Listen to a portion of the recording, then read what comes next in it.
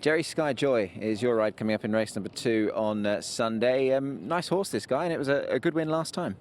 Yeah, he won very nicely last time, and he's a very honest horse, and he showed his gate speed, and he can put him in the forward position. Yeah. Jerry, just going back and looking at the replay, I mean, he looks to have a really good attitude, doesn't he? I mean, he ran on strongly for you as well. Yeah, when I using a whip, he respond very well, and he just very honest and go with me. He managed to do that from gate 14, so I guess we can upgrade that run on that respect. Gate 4 makes your life a little bit easier this time, doesn't it? Yeah, much easier, and we can decide we can be more forward or take a little bit seat and get cover, and yeah. On form, I mean, he beat Sunny de Best. He won next time out as well. The horse that beat him on debut is Honglock Golf. That form's pretty strong. So on paper, anyway, he probably is the one to beat, isn't he? Yeah, the form looked very, very nice, and he beat a good horse, and hopefully he can get a job done again. Hugh, Helios Express is your ride coming up in the Group 1 sprint on Sunday. He got pretty close to Karis Rising last time. I imagine you'd like to go one place better, wouldn't you? Well, of course we would. And the horse in fantastic order. He's trialled up well since that race, and yeah, he's progressing nicely. So see what happens. He's had a recent trial, Hugh. How did he feel in that trial? Yeah, he felt good. He felt really good. He's a horse that continues to develop and mature, which is required. But he's going about business very well, and I'm sure we can expect a performance as good, if not better, than the international race last month. And yeah, he's certainly well placed. Given what we know about him here and his profile, and obviously how good a 4-year-old he was, winning obviously the Classic Cup up to 1800 metres, he's quite a unique type of horse, the fact that he's been able to sort of drop back to this trip and get as competitive at this level. Well, I think it was amazing the way he's able to stretch himself, certainly. I think a mile's certainly within his repertoire, but I think stretching up to the 1800, although it was against the 4-year-olds and was a very slowly run event, I think he's certainly more suited in these races where the speed's on and he gets in that beautiful rhythm.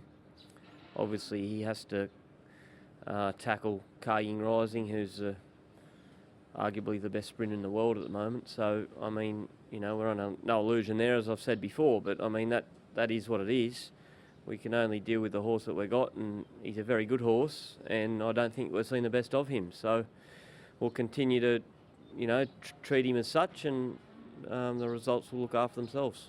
They certainly will. I mean, when you put it like that, obviously with Karis Rising, I mean, we were all fully aware of how good he actually is. As a fellow rider in races with him, did you see any chinks in his armour at all? Or, I mean, how do you try and go about beating a horse like him?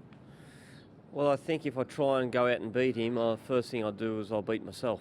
So that's not the way I'll approach the race. I'll approach it like I would any other race, and that's to ride Helios Express to run his peak performance, and if that's good enough to win, well, it'll be 3 cheers. But look, I think focusing on Karis Rising, he's got the tactical speed to put himself in the race. He can obviously run the time, and he's proven it race after race. So he's a very consistent horse. So I said before that Helios Express is continuing to develop and improve, and I don't think we've seen the best of him. And from the outside looking in, you'd have to say the same about Karis Rising. So 2 very good horses, and there's some other opposition in the race as well, so we won't dismiss them either, but it's going to be an interesting race.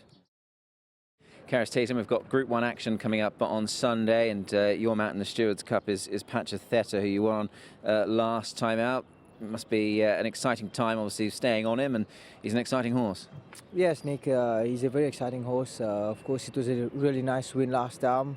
He's a progressing horse. So yeah, I'm really happy with his performance. I know this is obviously a totally different level to his Group 3 win, but to take the positives out of it, which there were plenty. I mean, he, as you say, he's an up-and-coming horse, and he clearly has a bit more to offer, doesn't he? Yeah, 100%. If you look at his race last time, he did a couple of things wrong, First turn, he was traveling a little bit hard, and, to still have the energy, to still have the turn of foot he showed in the straight was incredible. It's going to be a big task, of course, taking on some really good horses. So, but I think he's got the potential. I think he's got the class to be there. So, he's got a nice draw to help him. So if he gets the right one, I think it's going to be very competitive. That win last time in the Chinese Club Challenge Cup was 14, of course. But when you go back and look at his mile win, I mean, that was perhaps one of his most impressive performances because he really did relish the mile. Yeah, no, 100%. He's run the trip. Like you said, that was a really good win for him. Like I said, he's a horse that done nothing wrong. He's always trying a good run or he wins. So, like I said, he's an exciting horse for the future. In your mind as a rider, Karis, you're going into the race, obviously he has got quite a bit to find. I think it's £20 on local ratings with Voyage Bubble and maybe 10 on international ratings. How do you as a jockey sort of assess it? I mean, you're on a horse, he's up and coming. Potentially, he could be a Group 1 winner in waiting, but how do you look at it going forward? Well, I believe he's still got some rating in hand. And he's a progressing horse where I feel like after his last run, he's improved already. So of course, going into those races, a horse like Voyager Bubble, you respect a lot.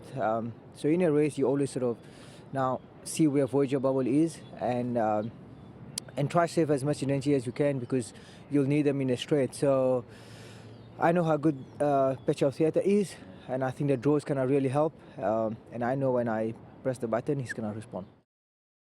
Matthew Poon, big meeting coming up on Sunday, and you've got a really nice ride on BRAVEHEARTS. He's a horse that you get on extremely well with, and another good win last time. Yeah, exactly. Like, Mark train, keep him very well, happy, healthy. So, like, he went very well last start in class 2. This time the same class, but some different horses in the field. But like he can handle the distance. He's fit, so I hope he keep improving and well again. Just going back and having a look at that race last time, Matt, I mean, it was a good field. As you say, it was a class 2. He just keeps offering more and more, this horse, doesn't he? I mean, he just keeps finding that improvement, doesn't he? Yeah, now I think now he know he know the Hong Kong and know how to he know the game, so he know what to do. He can relax early and at the right time I asked him, he give me a really good finish. Given that he does relax early and sort of you'll take him back, I mean, gate number 9 going into that first turn, any concerns there? Well, I confident on the horse and trainer, so I think if he keep improving, he can 2,000 meter he can overcome. Yeah, he's a horse who clearly likes this trip. As for you personally, Matthew, I mean, what a great season you've had. You're up to 20 winners. You must be really pleased with the way things are going. Well, I cannot ask more. We got very thanks to the owner and trainer give me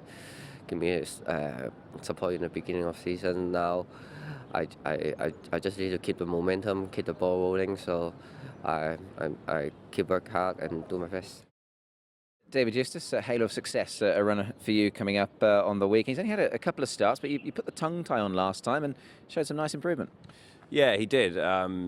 His first start, he was too fresh.